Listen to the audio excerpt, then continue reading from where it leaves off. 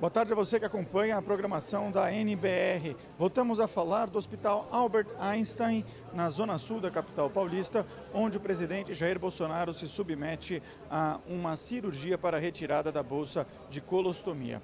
O presidente deu entrada no centro cirúrgico hoje pela manhã, às 6h30 da manhã, de acordo com as informações da assessoria de imprensa do Palácio do Planalto.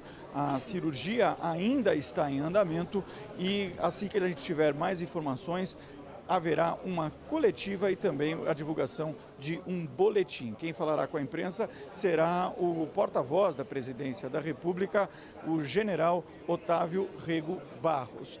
Ainda não há nenhum tipo de horário previsto para que essa coletiva aconteça. O presidente Jair Bolsonaro chegou ao Hospital Albert Einstein ontem pela manhã, se internou, passou por alguns exames laboratoriais e também de imagens, exames que apresentaram resultados normais e por isso a cirurgia foi confirmada para hoje pela manhã. A cirurgia consiste justamente na retirada da bolsa de colostomia e a ligação entre o intestino delgado e o intestino grosso. O presidente utilizava essa bolsa de colostomia desde setembro do ano passado, quando foi vítima de um atentado ainda durante a campanha presidencial na cidade de Juiz de Fora, no mês de setembro, em Minas Gerais. O presidente sofreu lesões graves no intestino grosso e também algumas pequenas dilacerações no intestino delgado.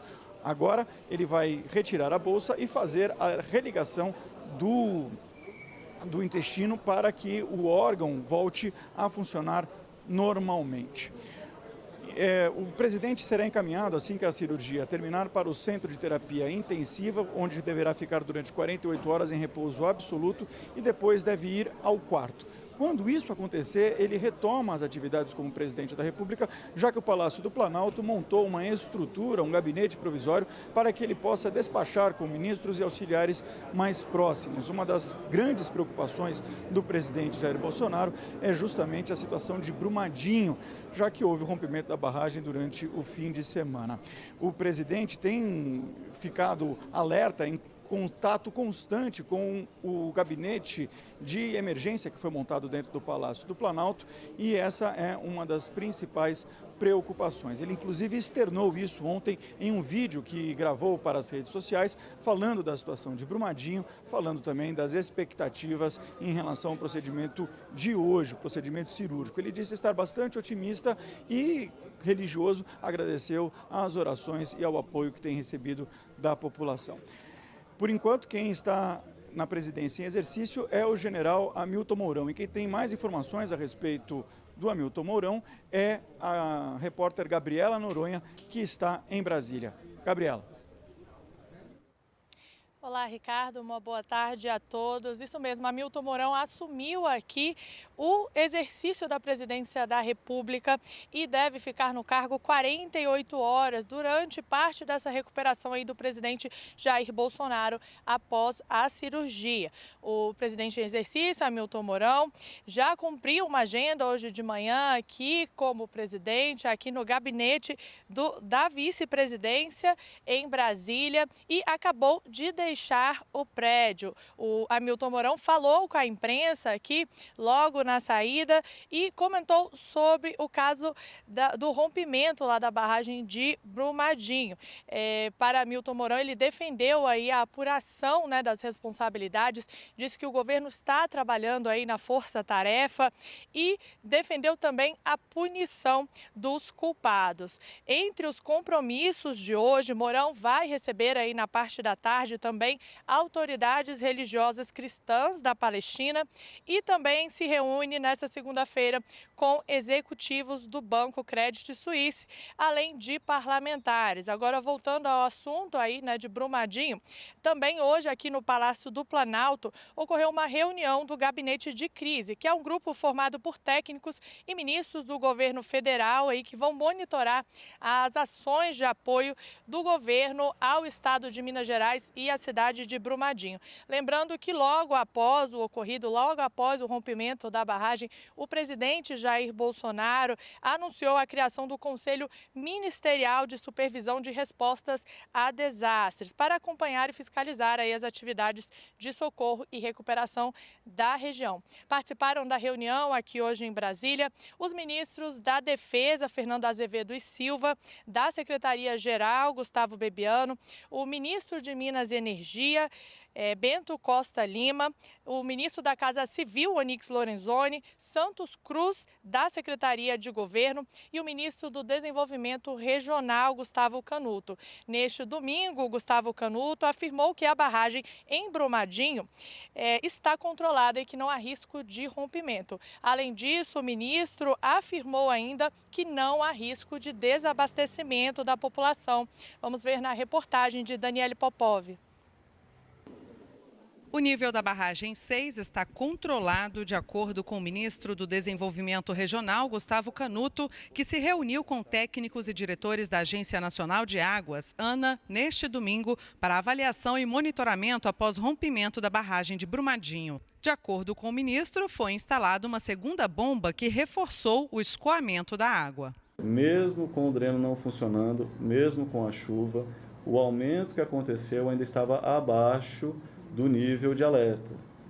As sirenes foram acionadas por uma questão de cautela, pela preocupação que o empreendedor tem com a população e nós todos. O ministro e os técnicos da ANA discutiram também a qualidade da água do rio Paraopeba. O ministro Gustavo Canuto afirmou que, neste momento, não há risco de desabastecimento da população. 47 pontos de captação foram instalados e amostras serão coletadas pela CPRM, encaminhadas para análise química, e a previsão é que até quarta-feira o resultado parcial dessas análises chegue e a gente possa ter uma noção um pouco mais concreta se houve ou não houve contaminação e como está a situação da água para permitir futura captação e tomar todas as providências necessárias para reverter essa situação. O ministro Gustavo Canuto falou ainda sobre o avanço desses rejeitos, o que deve diminuir com o tempo, já que a lama é mais densa. O avanço está agora com uma velocidade mais reduzida,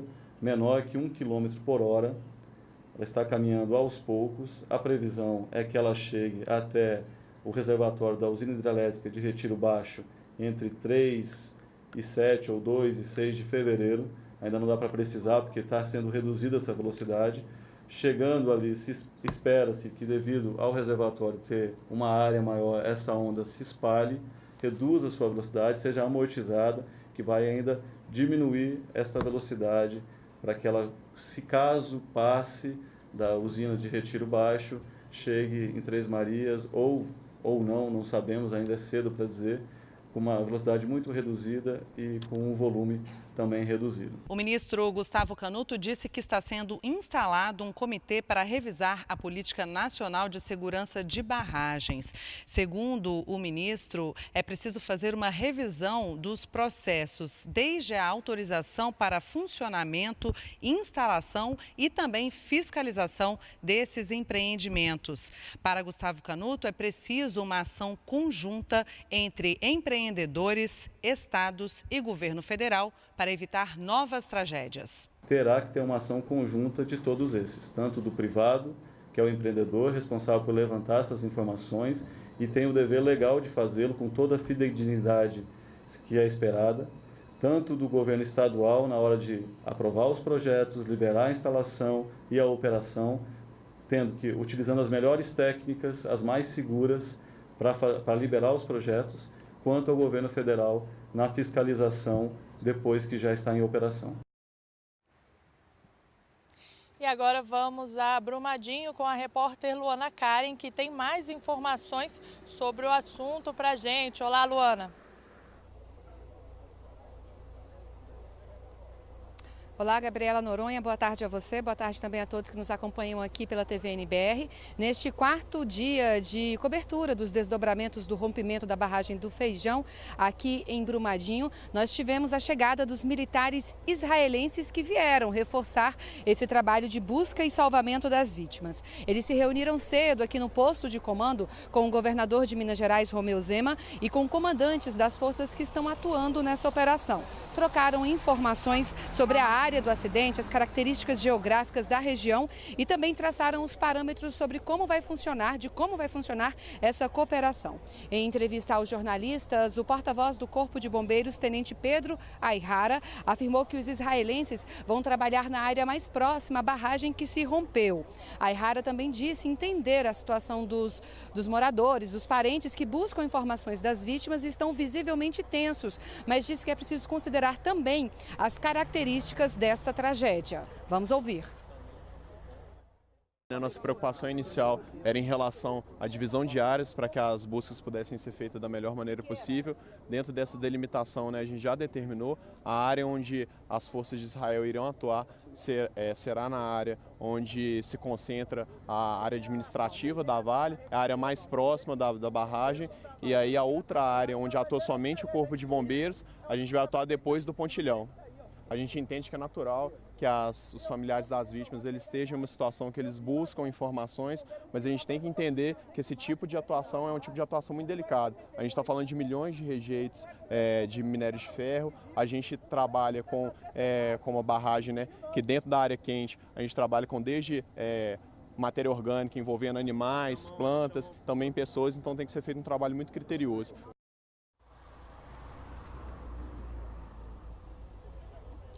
E um outro detalhe repassado mais cedo pelo Tenente Aihara é que essas construções, o refeitório e o prédio administrativo da Vale, talvez tenham sido levados por quilômetros, porque eles estavam justamente posicionados abaixo da barragem. E por causa do rompimento da barragem, da força da lama, foram os primeiros prédios atingidos e talvez estejam aí a quilômetros da posição original onde se encontravam e lá também onde estavam a maior parte dos funcionários da Vale que estão também desaparecidos. Sobre essa lista de desaparecidos, também há uma novidade. O Tenente Coronel Flávio Godinho, da Defesa Civil, afirmou que eles estão trabalhando na unificação dessas listas. Isso porque havia até então uma lista da Vale, de desaparecidos que trabalhavam na empresa Vale, outra de moradores que procuravam um posto de comando que foi montado aqui na Estação do Conhecimento e uma terceira lista também de desaparecidos que estava na Defesa Civil, dificultando aí o cálculo, a quantidade de pessoas desaparecidas. Vamos ouvir agora na entrevista. A unificação das listas, estão sendo feitas a unificação das listas, tanto da Vale como as listas da Estação do Conhecimento, onde as famílias propiciam novos nomes que não foram apresentados pela Vale, e bem como a lista que está na Cadepol da Polícia Civil, quando essas famílias vão identificar corpos, elas também ofertam nomes para ser cadastrados, registrados nessa lista. Essa lista está sendo trabalhada e daqui a pouco a gente vai ter uma lista unificada para passar para o senhor. Os órgãos oficiais têm o zelo de trazer sempre uma lista oficial. Por isso a demora em alguma captação de nomes.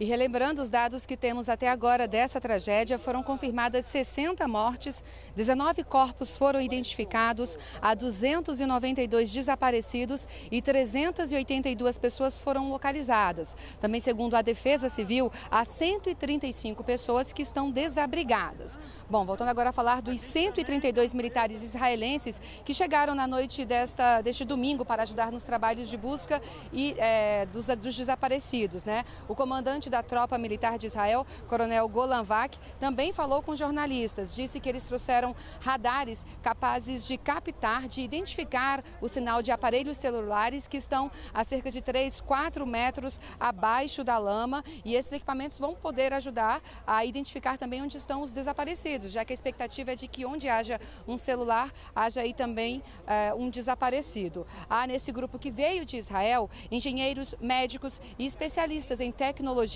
e em operações de busca e salvamento.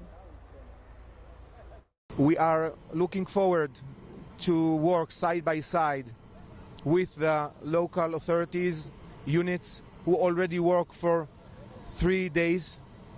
We hope with you, with the Brazilian people, to find and to rescue as much as people as we can. Bom, e há aqui nessa área onde nós estamos um grande trânsito de helicópteros. Isso porque esse prédio que está aqui atrás, a faculdade que concentra o posto de comando, é também um local onde esses helicópteros descem para serem reabastecidos. Ao todo, há 16 aeronaves trabalhando nessa operação de busca e salvamento das vítimas do rompimento da barragem do Feijão. Nós podemos voltar a qualquer instante com mais informações. Fique com a gente na NBR, a TV do Governo Federal.